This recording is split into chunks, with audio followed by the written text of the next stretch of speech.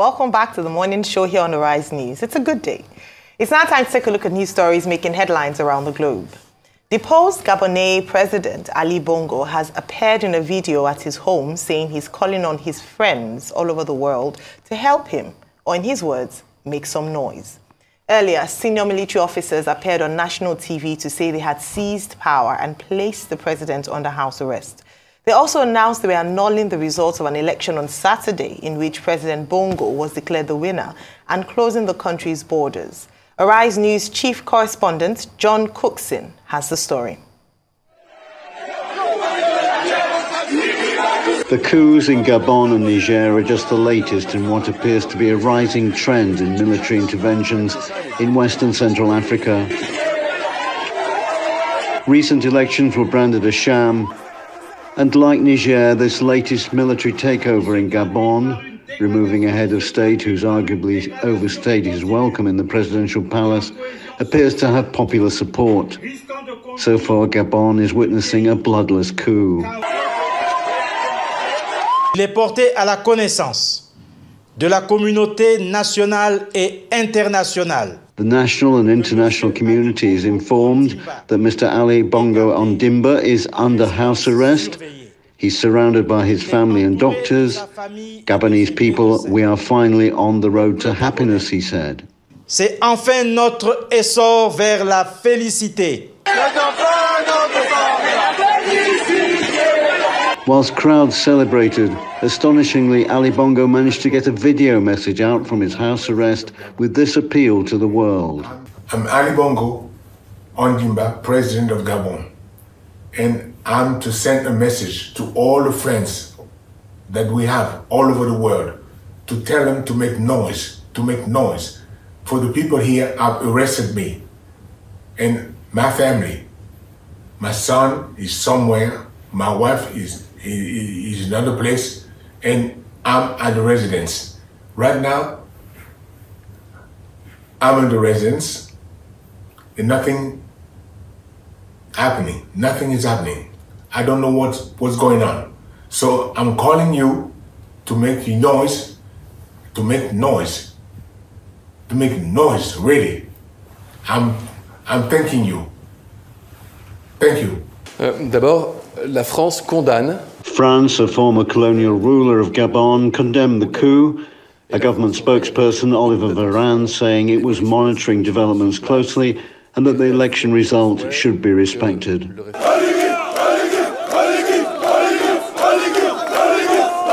General Brice Oligui, head of the Presidential Guard, was carried in triumph by hundreds of soldiers a few hours after the coup to the cries of Oligui for president. If confirmed, this will be the 8th coup in former French colonies in Africa in the past 3 years. John Cookson, Arise News. And there's worldwide condemnation of the coup in Gabon. The African Union has condemned the coup, and President Bola Tinubu, who doubles as the chairman of ECOWAS, says he is monitoring developments in the Central African country.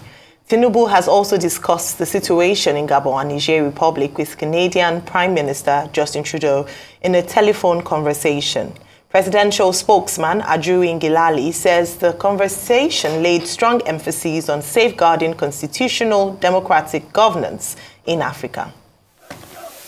His Excellency President Bola Ahmed Tinubu is watching developments in Gabon very closely with deep concern for the country's socio-political stability and the seeming autocratic contagion apparently spreading across different regions of our beloved continent.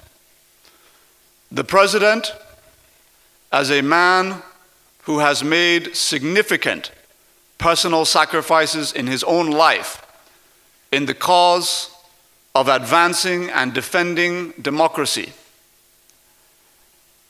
is of the unwavering belief that power belongs in the hands of Africa's great people and not in the barrel of a loaded gun. the President affirms that the rule of law and a faithful recourse to constitutional resolutions and instruments of electoral dispute resolution must not at any time be allowed to perish from our great continent. All right, developing story there. Yesterday we did take that story with regards to the coup in Gabon, and now reactions from the chairman of ECOWAS and the president of Nigeria and of course other world leaders. I mean, we saw it coming. Welcome back, Dr. Abati, again. I was so excited. I don't know when I was jumping on everywhere this morning. I mean, we saw it. Reactions are going to happen. Yeah. Because this same Gabon as a nation reacted to the coup in Niger when it happened. So when you look at it, reactions are going to happen. But the problem is, what causes the coups in Africa? As we condemn the coup, let us also speak to the leaders, the civilian, democratically elected leaders. And let's also call on the strong men in Africa that destroy institutions, that they should stop. Because the problem in Africa, since independence of most of the countries on the African continent, barring Liberia that had its independence way earlier, it's always about strong men that want to put themselves in power at the expense of the institutions of the nation. Gabon had very, very, very flawed elections. Elections that there was not an appropriate peer review mechanism. Everybody was shut out. Just like Zimbabwe had with Emerson Mnangagwa. And it's not today Gabon has been having those elections. It's just that the military said enough of these elections this time. I remember a couple of elections back that this same president Ali Bongo had against Jean Ping. There were allegations of fraud that Ali Bongo only won with a margin of 6,000 votes. Those elections were largely manipulated. So it is not today Ali Bongo had been taking advantage of the institution. I mean, even dating back to the time of his father, Omar Bongo, that became a Muslim because he was trying to get money from some Islamic nations in the 70s. It is not today that they've perpetuated themselves in power and they've become stronger than the nation because they sidetracked the institutions. But it is this time around that things didn't work. But I'm not happy for Gabon yet. Because what should be done is not these military officers to perpetrate themselves in power. Even if the elections are disputed, probably a new fresh election should be had and a transition period should be set up. That should be the conversation. Because Mr. Nguema in all of this too is as complicit as the Bongos. Mr. Nguema was part of the Bongos shenanigans all this while. He benefited from the Bongo. This same man that is trying to say he's the peacemaker now, he benefited over the years of the Bongo. He's also very rich, very entrepreneurial, what he got from the Bongos. So it is not Blaise Nguema that'll say he would liberate Gabon. And that's why I say people should be careful when they think, oh, it's the military officers that will liberate the continent of Africa, because they are accomplices. What people should truly call for is the strengthening of the institutions, the judiciary institution, and all institutions of states, not the president, not the government. And that's why when they talk on all eyes on the judiciary was on in Nigeria, a lot of people say all eyes on the judiciary because that's a key institution. What should be the resolution, despite the AU and others have condemned it, is that Mr. Nguema should not be allowed to sit tight in power. He should set up a date for a transition so that Gabonese can go back to the poll and have their own elected president. Okay, so many things to be, emphasized with regard to what has happened in Gabon. Well, appropriately, the coup has been condemned by everybody, from the United Nations to the European Union Commission that will be meeting next week, the AU, ECOWAS, President of Nigeria, who calls it an autocratic contagion, overtaking Africa and compromising the democratic constitutional order. And he's right in that regard, because what we have seen now is that in the Francophone countries, at least in the last decade, most of the coups in Africa have been in the Francophone countries, and now we are seeing a domino effect from Mali to Burkina Faso to Guinea, Conakry, where that's not Francophone, to Niger, and now Gabon, where leaders are saying, look, they've had enough, the people are saying, we've had enough of our leaders. We've also had enough of the French. However, the only difference in Gabon is that so far, the coup makers have not condemned France. They've not brought anti-French sentiment into the picture. That's a slight difference. So what is the coup in Gabon all about? It happened in a matter of hours after the declaration of Ali Bongo Ondimba as winner of the election last week with 52% of the votes, where the opposition rejected the results and said it was a very fraudulent process. A few hours after, the presidential guard took over and detained him. Now, what does this tell us? It tells us something about sit-tight leaders. It's the people versus dynasty politics in Africa. Look, the Bongo Ondimba family has ruled that country for 55 years. Ali Bongo Ondimba's father, Omar Bongo Ondimba, ruled Gabon for 41 years, only for his son to take over, and he has been in power since 2009. The last election in 2016 was also very controversial, but he had his way. Now again in 2023, he wants to stay there and spend another 7 years to spend 21 years. Hence, you have this rebellion by the opposition parties and also, the presidential guard that have now removed him from power. Now, General Nguema says that, look, he's like every citizen of Gabon entitled to his rights under the constitution and that they are not going to tamper with him. At least that much he has said so far. He is an interim leader. The exact leader, we're told, will emerge after a meeting of all the generals, according to him. But we wait to see what will happen. Look at Niger, July 26 coup. Now, August 30 coup in Gabon. The Nigerians, they have refused to listen to ECOWAS. Algeria is proposing a 6-month transition plan. What this means, of course, is that democracy is endangered in Africa. Why is it endangered? In other countries, they pointed out bad governance in Niger, in Mali. Now, in this particular case, the main issue is elections. So those leaders who want to rig elections or sit tight in office should just take their lessons from what is happening in the Republic of Gabon. After all, next door in Cameroon, the president there has been there for 41 years. In Rwanda, the president has been there for 47 years. In Equatorial Guinea, Teodoro Obiang Mbasongo has been president of that country for 43 years. Now it gets to a point whereby the people say, look, we have had enough. And what the message they are sending across in Gabon is that they are tired of the Ondimba dynasty, where the condemnation of the international community is in order. President Tinubu talking about autocratic contagion is in order. But it is important that leaders in Africa place the interests of the people as priority. And Gabon is a perfect illustration of what is called resource cost. That's a country of 2.4 million people, richest perhaps in biodiversity in Africa, with gorillas, with elephants, with national parks, some of the most popular national parks in Africa. And also a petro state, very rich in petroleum resources. Yet, in spite of all of this, only the Ondimba family has been collecting everything, they and their acolytes. Only last year, France charged to court 5 of the sons of Omar Bongo, that is the father, for stealing the resources of the country. And now the people are saying, we want to take our country back. And that's why they've been talking about liberty, Now President Bongo, after a fashion, tells us to make noise. Okay, what kind of noise does he want us to make? Is it English noise? Is it French noise? Is it Nigerian noise? Is it Portuguese noise?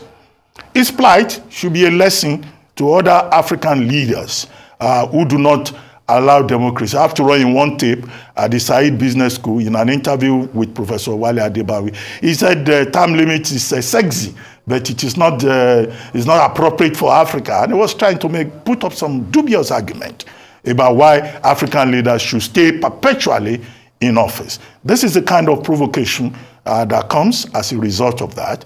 But we hope that the international community will continue to prevail on the coup makers in Gabon to give peace a chance and to respect the constitutional order.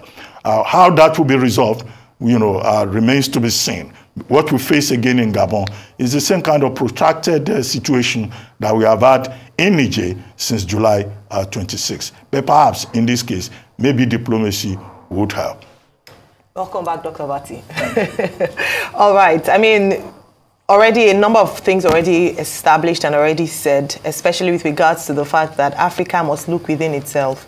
It's not enough to condemn coups, it's military coups. It's important to also condemn in its entirety civilian and military coups. And already, as has been said, a number of African leaders are guilty of staying in office for over 40 years, 30 years, and not wanting to hand over power. And even when they say they practice democracy, it is dubious democracy, as we, usually the elections are flawed, they are marred with irregularities, they are massively rigged, and the international community at that time is shut out. I wish President Bongo Ondimba had called on his international friends over the weekend when he shut them out during the elections to, now he's asking for them to come and speak. I think it's quite rich watching that video, and put that side by side by the video of the people who were rejoicing, in Gabon that their president had been ousted.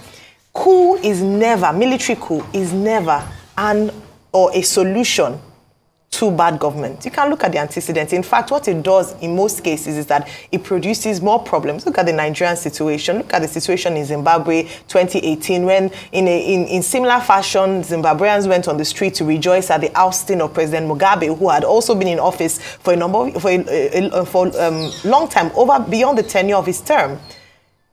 Where is Zimbabwe today? Over the weekend, Zimbabwe had its elections marred with irregularities. When will Africa learn? And perhaps is it time to review our system of government? There's only as much as you can push the people when the people will begin to fight back. You can look at the cases in Sudan, South Sudan, in many areas. Unfortunately, what happens is that it does not all go well. So at the end of the day, we still have to go back to the tenets of democracy, to strengthening institutions, to making it work, because illegality cannot solve illegality. What is unconstitutional cannot be a solution to what is unconstitutional. We have to strengthen systems. And so you wonder, okay, if democracy is not working in Africa, what is the big challenge? If it works in other parts of the world, are there lessons that can be learned? A lot of times, the challenge is with the people, the leaders that we have. The selfishness and the fact that they keep on weakening institutions so that it can enable bad government. And that's why we must all speak up for the rule of law. We must all speak up for strengthening the judiciary and its independence. We must speak up for an independent assembly, an independent legislative arm. If we don't have this independence whereby the executive controls all, then we will continue to have situations like this. Like you mentioned, Rufai, Mr. Nguema was a former bodyguard of President Ali Bongo's father. Yeah. So he was part of the system. He was bodyguard. He saw it, and then his son became president. And usually, if you look at the intentions behind coups, it's not usually noble. It's perhaps interests did not align, and so they kick against it. And it's usually those within that kick against the government. So I don't think it's time to rejoice yet in terms of Gabon. I don't think it's time for the people. Yes, it's one out, but it's between the devil and the blue sea in terms of choices. What we're calling for African leaders, beyond just condemnation, is how to prevent occurrences. And one of the ways, as we've said, let us have credible elections. Let us have institutions that are independent and clear. Let us obey the rule of law. If this doesn't happen, unfortunately, this might not be the last coup that we're seeing in Africa. Move on to our next story. President Bola Tinubu has mourned the death of the designer of the Nigerian flag, Taiwo Akinkunmi. The iconic civil servant died at the age of 87 after a brief illness. Tinubu said he had left a generational legacy and rests eternally with a place of honor in Nigeria's history. Arise correspondent Olutayo Famous Cole brings us details of the life and times of the man popularly known as the Flagman. Taiwo Akinkunmi was born in Ibadan on the 10th of May 1936, the older of a set of twins. He began his early education in the north. After his father's retirement, he came down to the west and was re-enrolled at the Baptist Day School, Idi-Ikan in Ibadan, from where he graduated in 1949 and proceeded to Ibadan Grammar School in 1950, where he enjoyed a very good education. Akinkunmi graduated from the Ibadan Grammar School in 1955 and took up an appointment as an agriculturist at the Western Region Secretariat in Ibadan as a civil servant. He would then work some years before gaining admission to the Norwood Technical College, currently known as Lambert College in London, where he studied electrical engineering. A year before Nigeria's independence in 1960, Taiwo Akinkunmi entered into a competition to design Nigeria's flag.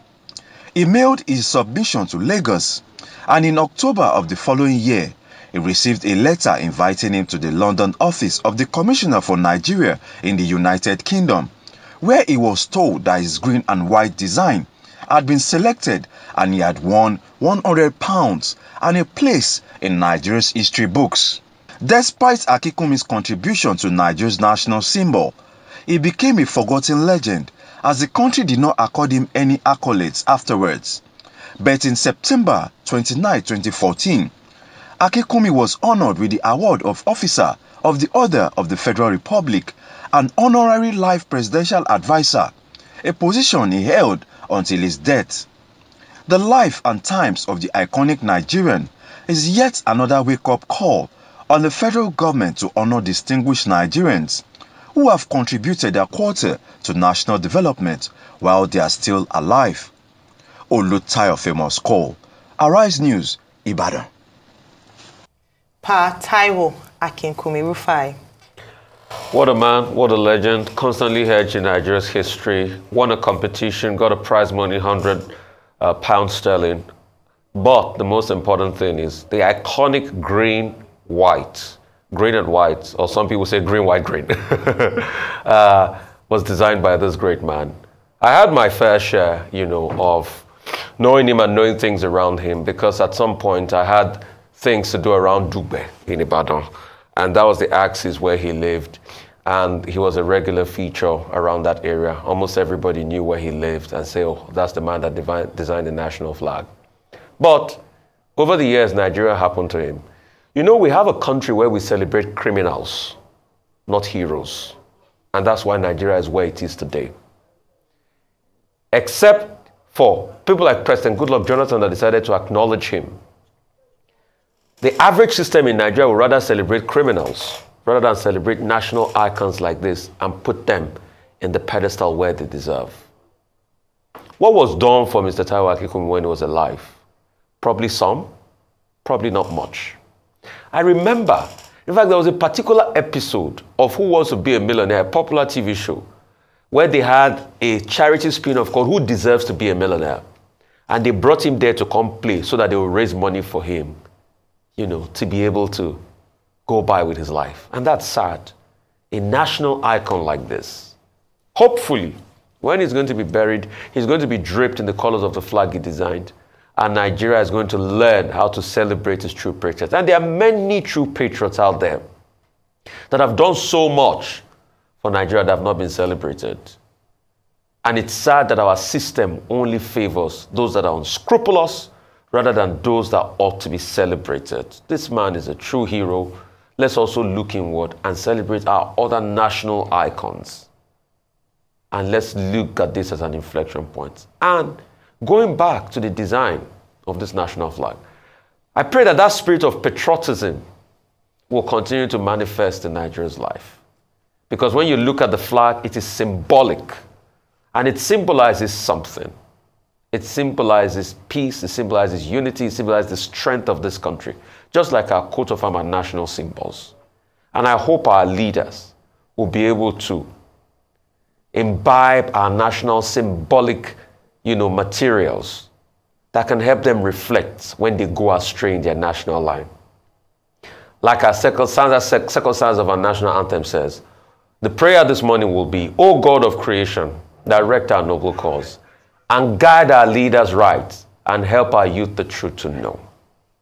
Adieu, Papa. Well, in the report by the correspondent offering us a biographical outline of the life and times of Pa Michael Taiwo Akinkunmi, 1936 to 2023. The only thing he left out was that he was a native of Abeokuta. In other words, he's one of those illustrious Egba sons and daughters who put their name on the bigger national map in Nigeria. But he lived for the better part of his life in Ibadan. And as has been correctly pointed out, you know, he was an agriculturist at a point and later an electric engineer. I'm sure opinion will be divided about how Nigeria treats some of its heroes and icons. Some people will say, well, Nigeria does not owe people a lifetime, you know, benefit, consideration, even when they have made some contributions in terms of symbolism and all of that. Well, in Pa Akinkunmi's case, yes, he got 100 pounds. Somewhere down the line, he also got a national honor of the Order of the Federal Republic, OFR.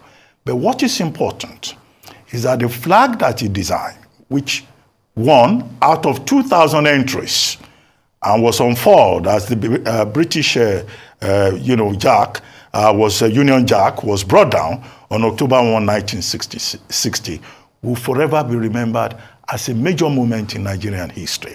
And that is one credit. That flag that he designed, that won out of 2,000 entries, will remain a major symbol for Nigeria forever. That in itself shows that, look, an individual can make a difference. One gesture, big gesture, small gesture, you can make a difference in the narrative of your country by just making a contribution. Look at it. To the ordinary eye, it will look very simple. Design of a flag, right? But look at how it has placed Pa Akinkunmi at the top of the ladder in terms of consideration. So the fact, therefore, is that his place in Nigerian history will remain permanent, will remain forever. And for that, you know, the impact that he's made is something that cannot be erased in the annals of Nigerian history. Second, it's also important that he enjoyed the grace of longevity, 87 years. So he didn't die as a result of penury. He died, as it will appear, you know, for age-related reasons. And we can only commiserate with members of his family, his children. It was one of his children that announced his departure. And also to commiserate with the people, the students, old students of Ibadan Grammar School, you know, representing that school very well as an ambassador of the school. And also with the people of Abeokuta, the Egba people who produced him, and then the Ibadan people, among whom he lived and, you know, where he spent the better part of his life. And then, of course, to Nigeria as a whole. And President Tinubu has accordingly, you know, put on record Nigeria's indebtedness to the man popularly known as Flagman. May he journey well. There's a proverb that says a good name is better than riches, it's better than gold, it's better than silver. I think it's best said in the Yoruba language, but I wouldn't attempt it so that I wouldn't be fined this morning. But I say this because while it's important, and totally agree with regards to rewarding, and I must say that kudos to President Goodluck Jonathan. We must mention that in 2014, who after many years, 2014 to 1960, chose to recognize Pa Michael Taiwo Akinkunmi by giving him an OFR. And beyond that, it's worthy of note that he also puts him on a lifetime salary as on the level of a personal assistant to him, or a special assistant to the president. So he was paid in terms of monetary benefits or monetary compensation as well in honor. But beyond that, I recall that in the older days, we had times whereby people were more particular about the honor and dignity in their names than how much money they had in their bank account. And that's why that Yoruba proverb talks about a good name being better. In fact, usually when parents would send their children to school, they would say, remember the child of whom you are. irrespective of where you go, your name is gold. Money will come and go, but your name, your legacy is what will remain. And this is what we see, in the life of Pa Akinkunmi. At the end of the day, years to come, we might not remember how much money he had in his bank account or whether he was rich or not, as we have people who have loads of money today. What we will have is that we will never forget him. His name will be spoken about for generations to come. And we need to restore that in the Nigerian system again, whereby people are more concerned about the legacy of their names and the legacy that they leave behind, their reputation, beyond the money in their bank account. It wasn't always about money. Yes, money is important. Even the good Bible says, money answereth all. But the love of it is what is evil.